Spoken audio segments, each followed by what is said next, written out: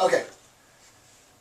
We have 1, 2, 3 more points. The next point, number 7, the masked man only recognizes human existence in terms of power, which we can anticipate, right? He only recognizes human existence in terms of power. So how do we discuss this notion of how the masked man interprets power? Well, Gasset says the following, and he uses this quote. He would, the masked man, he would then have learned this fundamental discipline. And what is this discipline? Here I end, and here begins another, more powerful than I am. In the world, apparently, there are two people. In the world, apparently, there are two kinds of people. I myself and another superior to me. The masked man thinks of the world entirely, and I just said this before, in terms of relations of power. Those who have power and those who do not. The masked man has seen himself always as a victim, right? And this is classical, right? I was once a victim, and I make sure that I position myself from now on for the rest of my life to find those who have power, to assimilate with those that have power, to then supplant those who had power, to assimilate those who have more power, and so on and so on and so on, until I arrive at a point where there is no one that has more power than I have. That I have, in fact, become the most powerful man on the geographical globe, right? It sounds trippy. I mean, it sounds completely trippy, but people do it every day. People do it every single day. And it's important to recognize that Gasset is not, and it would be incorrect to conflate this idea of the masked man with a prime minister or a queen or a king or a president. It's not the same, right? Though the transitions are similar, and it's a transition from an appearance of limited power to an appearance of actual power. How that power is wielded is different, right? So kings, queens, prime ministers, presidents have power, but they usually wield that power to the betterment of society at large, not for this sort of feudal or fascist system that I am only going to promote those who share similar ideologies as myself, right? There should be, this goes back, as a matter of fact, to my discussion of political obstructionism in that video. It's important that there is obstruction, right? The obstruction can't be in existence for the sake of obstruction, because then it becomes a detriment to the institution and institutional support. But what ends up happening is that there does need to be some obstruction. Why? Because insofar as there is obstruction, there is something that is antithetical to the individual who has the most power.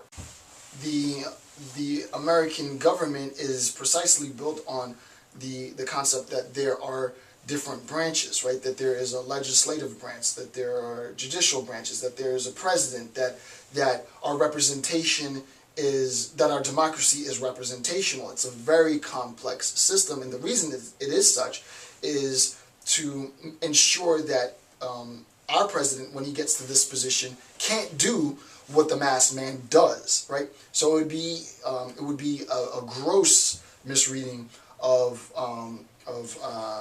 Gasset to make any equations between prime ministers, kings, queens, or contemporary president, or even past presidents, to say that he is the masked man. The masked man is unique. He's devoted quite a bit of his book in discussing the masked man because of his unique nature. And I argue that when you think of the masked man, you need to think of a character like Adolf Hitler, right?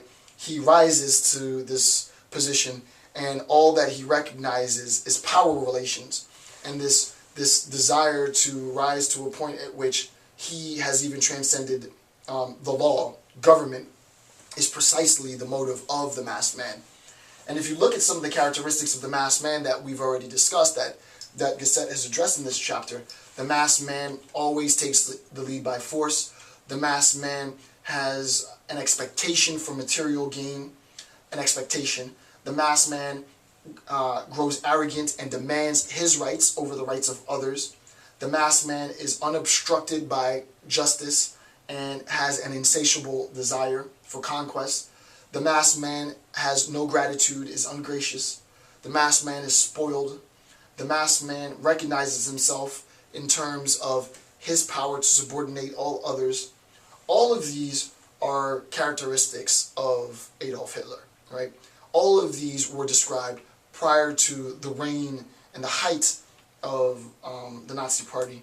And that's why I think it's so important to read Gasset, because he gives you the tool to sort of do prophetic accounts, right?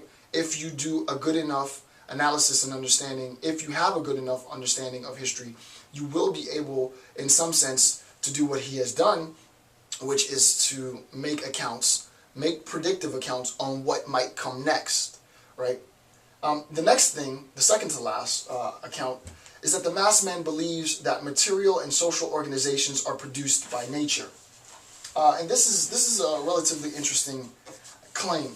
And I want to read this so that we can make sense of this. Gasset says, "No human being thanks another for the air he breathes, for no one has produced the air for him. It belongs to the sum total of what is there, of which we say is natural, because it never fails." So nobody says the air belongs to anybody. The air doesn't belong to you. Air doesn't belong to me. Air belongs to everybody. Why? Because it is what is there. And it's a natural phenomenon. And these spoiled masses are unintelligent enough to believe that material and social organizations placed at their disposal, like air, is of the same origin, since apparently it never fails them, and is almost as perfect as the natural scheme of things. The very perfection with which the 19th century gave an organization to certain orders of existence has caused the masses, benefited thereby, to consider it not as an organized, but as a natural system. So, what does that mean? Well, that is the answer that we've been waiting to get. Now, it might not have sounded like the answer. I'll explain it and read it again, and hopefully it will. What is the support for this structure? What is it that this structure has that allows all of this foundation, including the existence of the masked man, to rest? Well, the answer, according to Gasset, and there's different ways that you can word it, the answer, according to Gasset, is the following. And he says, "And these spoiled masses are unintelligent enough to believe that the material and social organization placed at their disposition like the air, is of the same origin as air, since apparently it never fails them." What's working in the background while we sleep, while we work, while we play, while we live, while we die, while we have families? Well, it is, according to Gasset, material and social organization. Material and social organization.